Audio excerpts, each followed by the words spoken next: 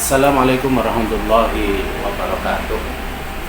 Bismillah, alhamdulillah, wassalatu wassalamu ala rasulillah wa ala alihi wa sahbihi wa mawalah. La hawla wa la quwata illa billah. Amma ba'du. Bapak-bapak, ibu-ibu, kaum muslimin, muslimat, para santri semuanya yang saya hormati, dan kesempatan kali ini, kesempatan Ramadan kali ini saya akan belajar, bukan ngaji tapi belajar kitab Shallu Alaih. Nah, ini kitabnya, kitab Shallu Alaih. Ini kitab Shallu Alaih ini kitab tentang sholawat pada Rasulullah Sallallahu Alaihi Wasallam, terutama terkait dengan ayat surat Al-Ahzab ayat 56. Innallaha wa malaikatahu yusholluna 'alan nabi. Baik para jamaah Majelis Ta'lim HM As-Salam yang kami hormati, kita awali ngaji kitab Shallu Alaih ini dari muqaddimah. Untuk kesempatan kali ini kita awali dari muqaddimah. Bagi yang punya kitab silahkan bisa lihat kitabnya. Jadi kalau ada salah silahkan dikoreksi di kolom komentar ataupun japri. Bismillahirrahmanirrahim. Alhamdulillahilladzi shalla 'alan nabiyyil mustafa. Alhamdu utawi sekabehane puji iku lillahi kagungane Allah, alladzi shalla kang ndongaaken sholawat sapa Allah atau sapa alladzi ala nabiyyi ing atase kanjeng Nabi al Mustafa kang den pilih. Ini adalah muqaddimah dari si musannif kitab atau si pengarang kitab, yaitu Al-Faqih Ahmad bin Asmuni rahimahullah. Nah, setiap sesuatu itu emang harus diawali dengan hamdalah. Seperti kita mau pidato, mau sambutan ataupun apa, itu pasti diawali dengan hamdalah. Ini juga sama. Beliau mengatakan segala puji bagi Allah yang telah memberikan sholawat atau rahmat ta'zimnya kepada Nabi kita Muhammad yang terpilih, Al-Mustafa. Nabi Muhammad itu disebut dengan Al-Mustafa. Sering kita pun ketika hadiah Fatihah ila hadratin Nabil Mustafa, Mustafa itu terpilih. Kenapa Nabi Muhammad mendapatkan predikat Al-Mustafa? Kenapa Nabi Muhammad mendapatkan predikat yang terpilih? Kita tahu bahwa Allah mengutus ke muka bumi ini beribu-ribu nabi. Dari beribu-ribu nabi tersebut terpilih atau tersaring menjadi 25 nabi, yang dimana 25 nabi itu menjadi nabi yang wajib kita imani. 25 nabi dari Nabi Adam, Idris, Nuh, sampai Isa, dan terakhir Nabi kita Muhammad SAW. Dari 25 nabi kemudian terpilih lagi menjadi 5 itu yang kemudian yang kita kenal dengan Nabi Ulul Azmi. Nabi Ulul Azmi. Nah, dari 5 ya, Nuh, Musa, Ibrahim, Isa, dan Muhammad terpilih, tersaring lagi menjadi hanya satu ya nabi pilihan, yaitu Muhammad sallallahu alaihi wasallam. Maka Rasulullah dikatakan an-nabiyil mustafa, nabi yang terpilih dari beribu-ribu nabi. Wassalatu wassalamu ala nabiyil awfa. Wassalatu utawi sholawat, wassalamu lan salam ala nabiyyi iku mugi tetep ing atase kanjeng Nabi al-aufa kang sempurna. Kemudian si musannif kita mengatakan bahwa seperti biasa setelah memuji kepada Allah dilanjutkan dengan membaca sholawat, kepada Nabi. Nah, si musannif mensifati Rasul sebagai al-aufa. Rasulullah itu Rasul yang sempurna. Dalam segi apa?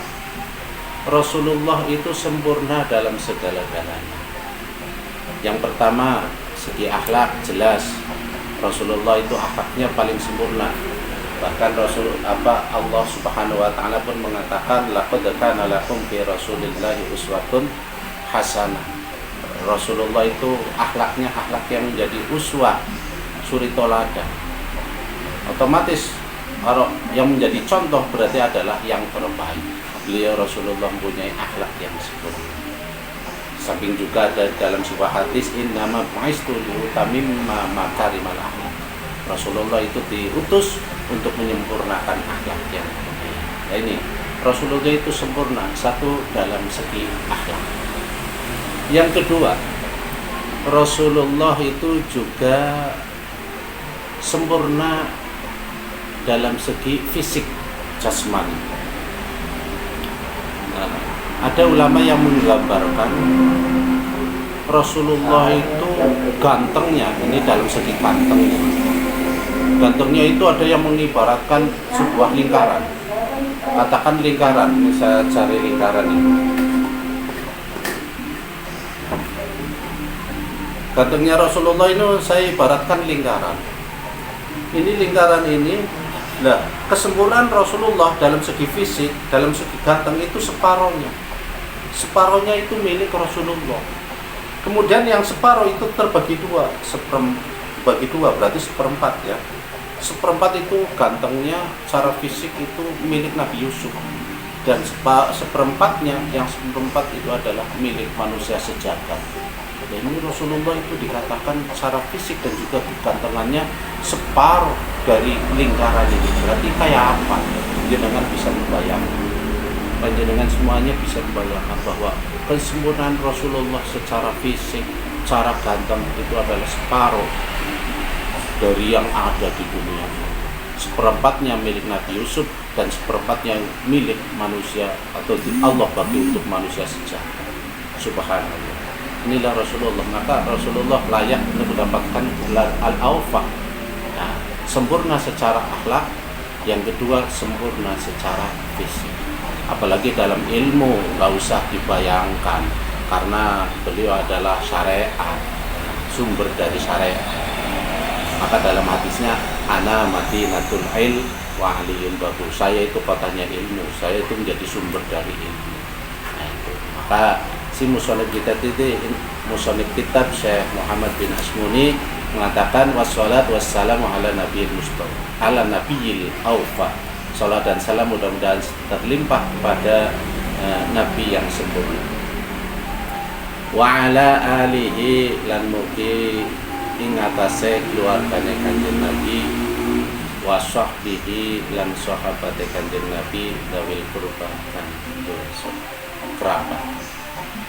Semua musannif juga melanjutkan bahwa salawat salam itu mudah-mudahan bukan hanya terlimpah kepada Rasulullah dan bukan hanya pada Rasulullah, tapi mudah-mudahan juga salawat salamnya Allah itu juga terlimpah kepada keluarganya, sahabatnya, dan kerabat-kerabatnya. Ini asyik untuk didengar. Wa ala ali. Apa yang dimaksud ali? Keluarganya Rasulullah. Walaupun nanti insya Allah di belakang ada pembahasan ini sedikit. Yang dimaksud ali, keluarganya Kanjeng Nabi, itu adalah anak dan cucunya. Nah, ya, anak dan cucunya. Bahkan istri zauj pun tidak, bukan termasuk. Ada ulama yang mengatakan bahwa istrinya itu tidak termasuk ali. Jadi umpama kita membaca sholawat Allahumma sholli ala sayyidina Muhammad wa ala alihi, yang dimaksud alihi keluarganya adalah anak dan cucunya. Kalau cucunya pun hanya sampai Hasan dan Husain saja. Jadi anaknya berarti Fatimah, dan anaknya Fatimah yaitu Hasan dan Husain. Jadi kalau kita membaca sholawat wa ala alihi, itu berarti kita mendoakan Rasulullah dan juga anaknya dan cucu. Wasahbihi, dan salat salam mudah-mudahan juga terlimpah kepada sahabatnya. Ini penting bahwa perintah sholawat itu hanya ditujukan sholawat itu kepada Nabi. Ya. Sallu alaihi wasallimu taslim. Innallaha wa malaikatahu yusholluna 'alan nabi ya ayyuhalladzina amanu shollu 'alaihi wa sallimu taslima. Tapi kenapa kalau kita membaca sholawat itu kadang-kadang dilanjutkan Allahumma sholli ala sayyidina Muhammad wa ala alihi wa sahbihi, termasuk musholif kitab ini. Nah itu nanti ada keterangan, mudah-mudahan di belakang ada keterangan kita boleh mendoakan sholawat dan salam atau sholawat kepada istrinya, kepada sahabatnya, bahkan mungkin ada yang sampai tabiin, ya, tabiin.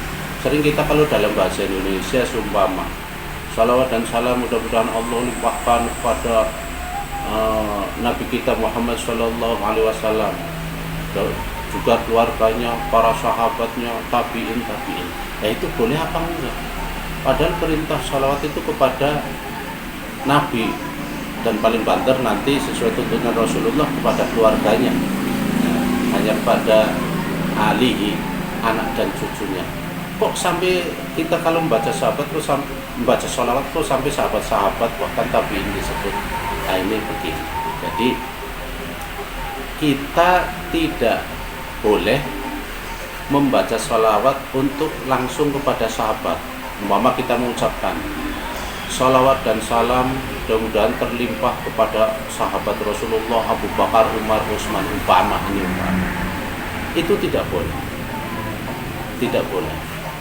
Tetapi kalau diikutkan itu boleh. Sifatnya hanya tabi. Jadi sholawat dan salam mudah-mudahan terlimpah kepada Nabi Muhammad, para keluarganya, istrinya, sahabatnya, tabiin. Lah itu boleh. Istilahnya sholawat salam kepada sahabat itu tabi mengikuti pada Rasulullah. Rasulullah di depannya harus sudah disebut. Tidak bisa kita mengatakan sholawat salam kepada sahabat, nggak boleh. Termasuk juga pada nabi-nabi lain. Penyebutan istilah penghormatan kepada Rasulullah dan kepada para nabi pun sudah berbeda. Kalau Nabi Muhammad kita memberi penghormatannya Nabi Muhammad Sallallahu Alaihi Wasallam. Tapi nabi-nabi yang lain itu bukan Sallallahu Alaihi Wasallam tapi alaihis salam. Itu berbeda-beda. Penghormatan kepada sahabat juga berbeda. Sahabat Abu Bakar radhiyallahu anhu, Umar radhiyallahu anhu, Utsman radhiyallahu anhu, Ali radhiyallahu anhu atau karramallahu wajhahu. Nah ini berbeda. Bahkan terhadap para ulama pun kita harus tetap memberi penghormatan. Bisa radhiyallahu anhu tetap boleh, atau rahimahullah, atau sekarang ada yang lagi tren hafidhullah, itu nggak apa-apa. Itu adalah sebagai bentuk penghormatan kepada para ulama.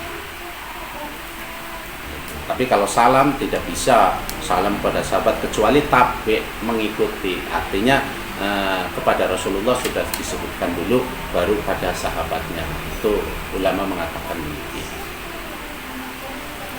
Amma ba'du, lansa wise maca alhamdulillah, bismillah, alhamdulillah dan sholawat. Bahadihi risalatun musammatun shollu alaihi. Risalah ini atau kitab ini, tulisan ini nanti diberi nama kitab shollu alaihi. Fi bayani tafsiril ayat innallaha wa malaikatahu yusholluna 'alan nabi ya ayyuhalladzina amanu shollu 'alaihi wasallimu taslima.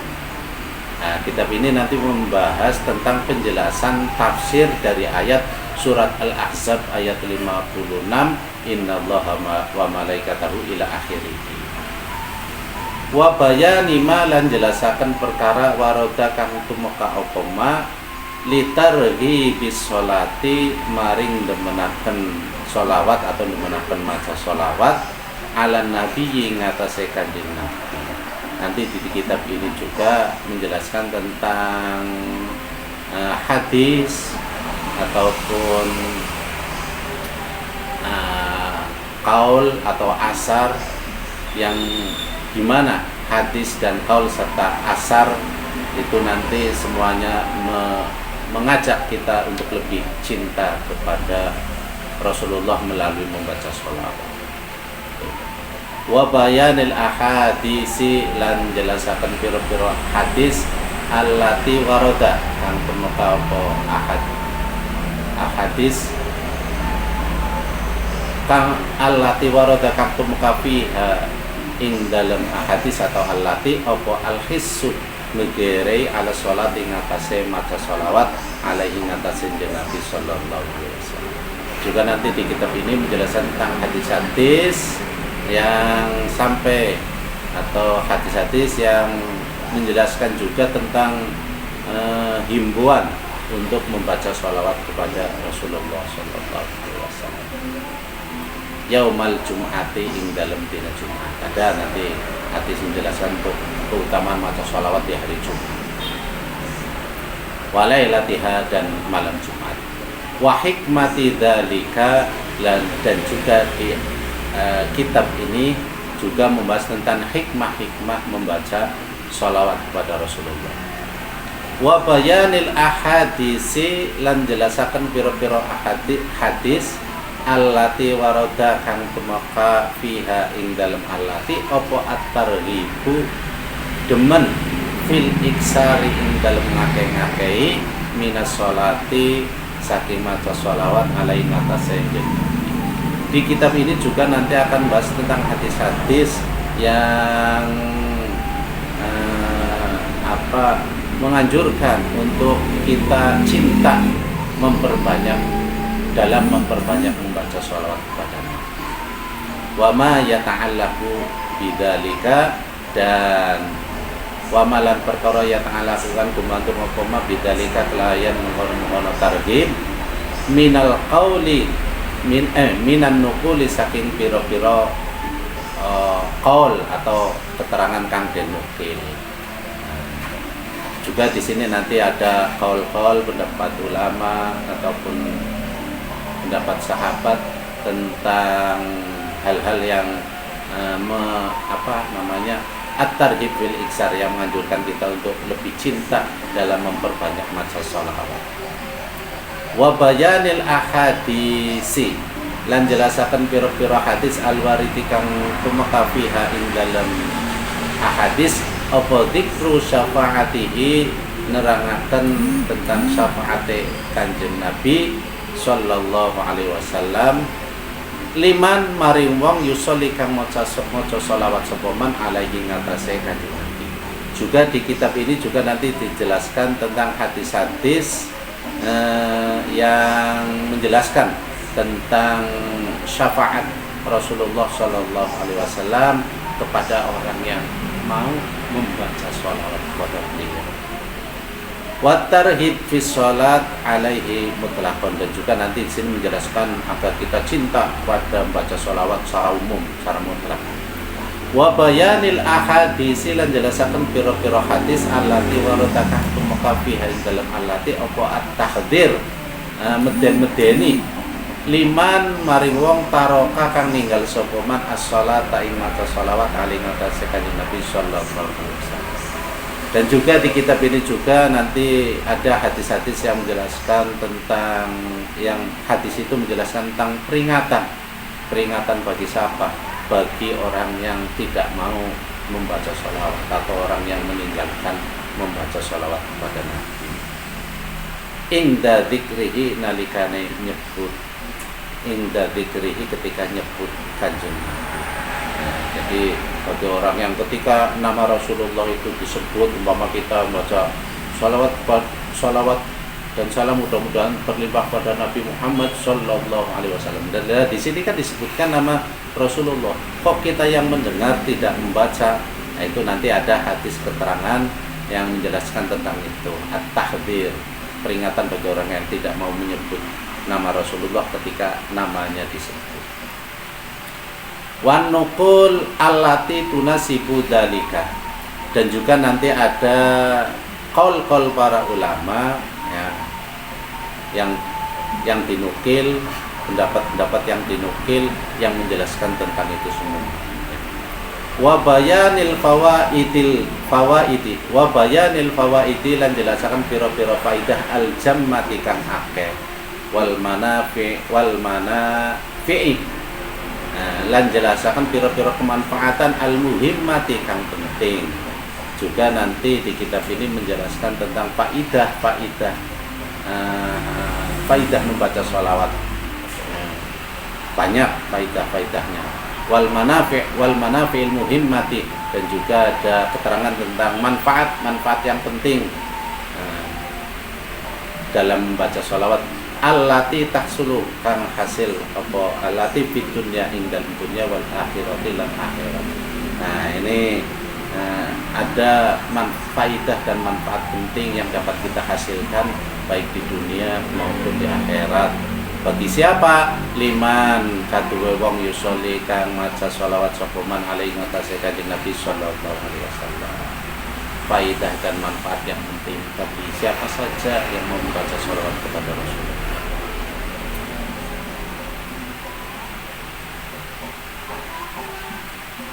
Wa huwa utawi bayanil fawaid iku jamalut tafsil. Wa huwa ijmalu, bukan jamal, hanya ada alifnya. Wa huwa utawi bayanul fawaid iku ijmalut tafsil.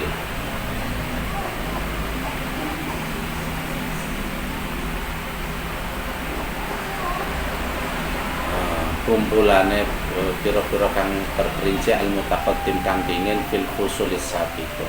Nah, bahwa faidah baca sholawat yang ada di kitab ini itu sudah dijelaskan dalam pasal-pasal sebelumnya. Artinya si musannif ini juga mengarang dalam kitab lain tentang faidah membaca sholawat. Wa ziyadatan lan tambahan. Nah, di sini juga nanti ada tambahan-tambahan tentang faidah membaca sholawat.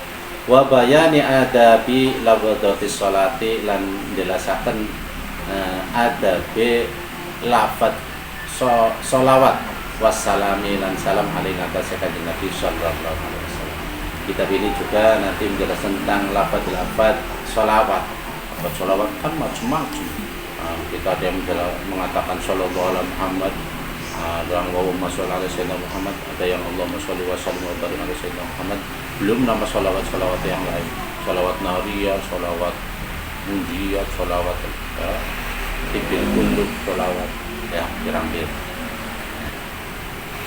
Ja'alaha mungkin dadi akan ing hadhihi risalah sapa Allah nafi'atan ing kemanfaatan mubarakatan turkan berkahi ila yaumil qiyamah sampai di nanti.